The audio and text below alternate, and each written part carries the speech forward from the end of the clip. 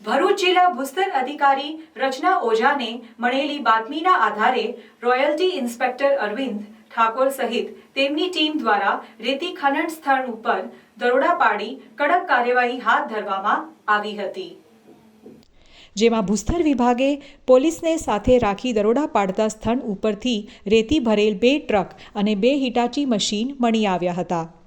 સરદાર bridge નીચે નદીના પટમાં ખાણલ કેટલા સમયથી દિવસ તેમજ રાત્રે ચાલી રહ્યું હતું. આ રીતે ખનન જેને લઈને સરકારને કરોડોનું નુકસાન થવા પામ્યું છે. ભૂસ્તર વિભાગ દ્વારા કાર્યવાહી કરાતા રેતી ખનન કરી રહેલા માફિયાઓમાં ફફડાટ ફેલાઈ જવા પામ્યો છે. ભૂસ્તર વિભાગની ટીમે દરોડા પાડી 2 હિટાચી મશીન તેમજ રેતી ભરેલી 2 ટ્રક સહિત કુલ ₹1.5 કરોડનો મુદ્દામાલ જપ્ત કર્યો છે.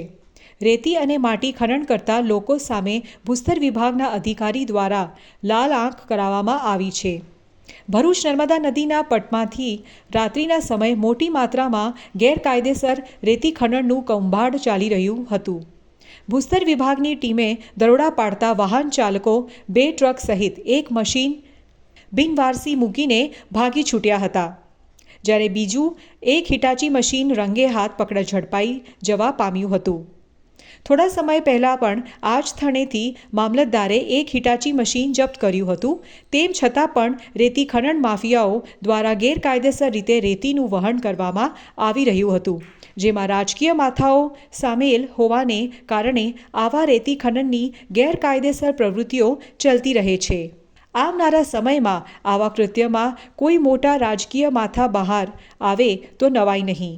હવે જોવાનું એ રહ્યું કે ભૂસ્તર અધિકારી દ્વારા રેડ કરી 2 ટ્રક સહિત 2 હિટાચી મશીન જપ્ત કરવામાં આવ્યા છે, ત્યારે હવે સ્થળ માપની નિરીક્ષણ કરી કેટલો દંડ ફટકારે છે તે જોવું રહ્યું.